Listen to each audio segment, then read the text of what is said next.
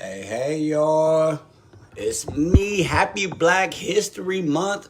We're getting down to the home stretch, gang. We got one more reading, and then that'll wrap up February, or at least our Black History Month series of reading. As I told you guys last time, we are reading The Dream Keeper by Langston Hughes. The poems are a little short, so this time around I won't be able to show you guys the book because they're kind of fast. Just kind of a cool thing. But other than that, how are you guys doing today? How was your day? Yeah, you made it. So no matter how bad it could have been, there was somebody who didn't. Always keep that in mind. So today with the Dream Keeper book, I went ahead and I went through the book of poems. It's like 60 poems in this book. So it's a variety of covering a variety of different subjects. So I'll include the link in the description if you guys want to order this book on your own.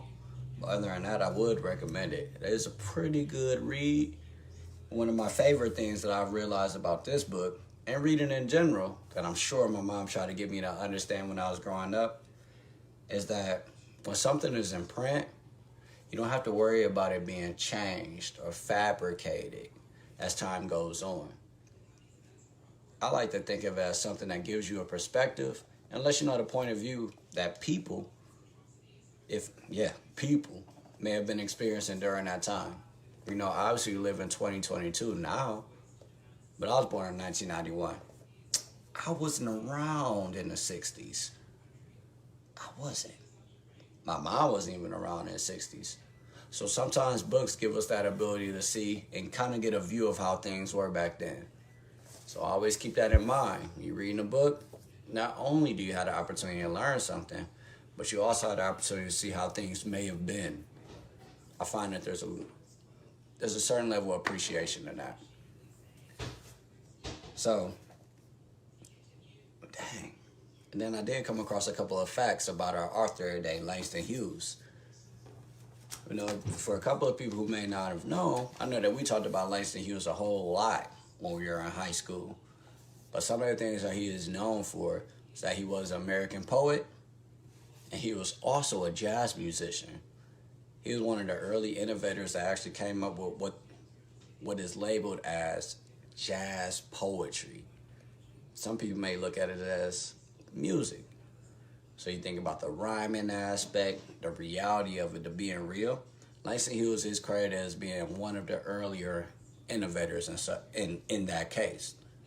But then also he is known for not differentiating his life and the average black American's life during this time period. And this was during a time where, you know, we could feel like we didn't all have a voice. But other than that, what's something that you think that you've learned about Langston Hughes? Let us know. So let me go ahead. I'll get started with our first poem. And while I'm reading these poems, I was talking to Rob about them earlier, kind of grilling them a little bit. Things that I love about these poems is that it makes you put things in perspective. So as we get done reading these poems, kind of think, what does it mean to you? Because with poetry, the best part about it is that it can mean something different to everybody. Think about that. All right. So the first one is called Dreams. So hold fast to dreams, for if dreams die, life is a broken winged bird that cannot fly. Hold fast to dreams, for when dreams go, life is a barren field, frozen with snow. That's it. Now I'll show you that real quick. See, I wasn't kidding when I said that the poems were actually pretty short. So this would be more so my favorite thing is to kind of see what you guys think about it. Let me know what your perspective is, because each thing is a little different, and it can mean something different to you than it does to me. For dreams, the way that I kind of look at it, always dream. it doesn't matter, like, whether you're young, you're old, always hold on to your dream because there's always another level that you can reach. Just always. Don't let anybody take that from you. All right. Next one is called After Many Springs. Now, in June, when the night is a vast softness, filled with blue stars and broken shafts of moon glimmer fall upon the earth, am I too old to see the fairies dance? I cannot find them anymore. The first thing that kind of jumped out to me about this poem,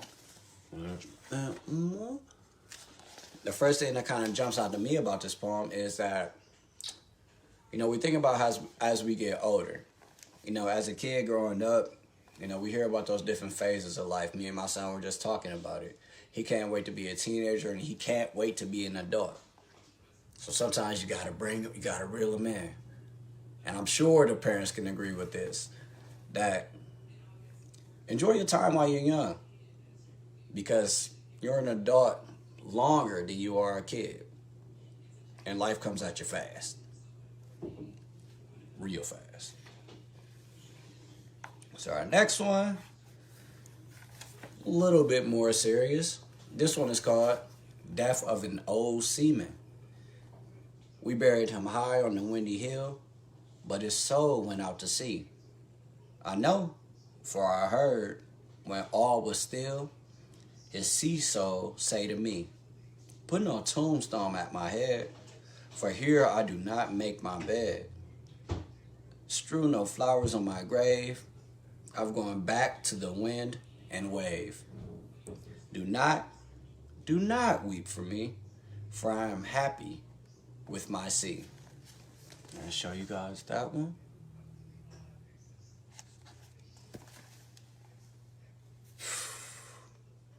Kind of nuts.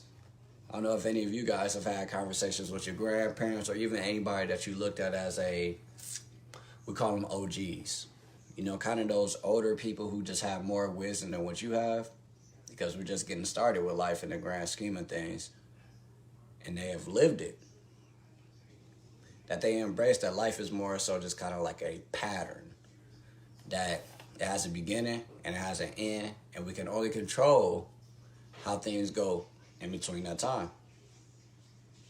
I rest peacefully knowing that I did everything I could while I'm alive.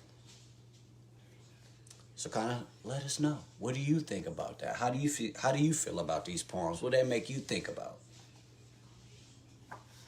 Let's see. My next one is called Menstrual Mass. Because my mouth is wide with laughter and my throat is deep with song, you do not think I suffer after I have held my pain for so long? Because my mouth is wide with laughter, you do not hear my inner cry. Because my feet are gay with dancing, you do not know I die.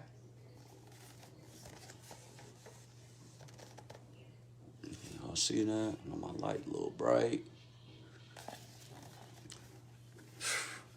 Perfect example, We all deal with pain. We all deal with different things in our life. But you never know what anybody is going through. Because regardless of our obstacles and our challenges, life still goes on.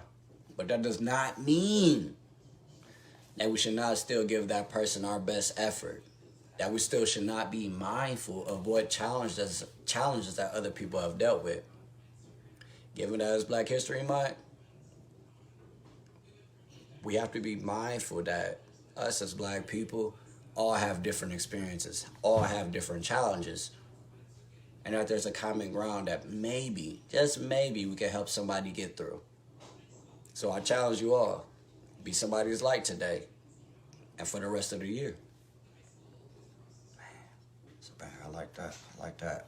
All right, and my last one, appreciate that, Auntie.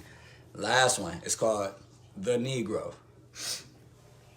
I am a Negro. Black as the night is black.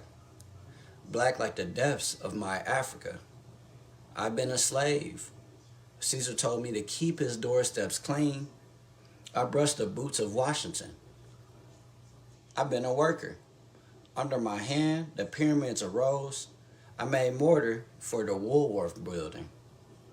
I've been a singer, all the way from Africa to Georgia. I carried my sorrow songs. I made ragtime. I've been a victim. The Belgians cut off my hands in the Congo. They lynch me now in Texas. I am a Negro. Black as the night is black, black like the depths of my Africa.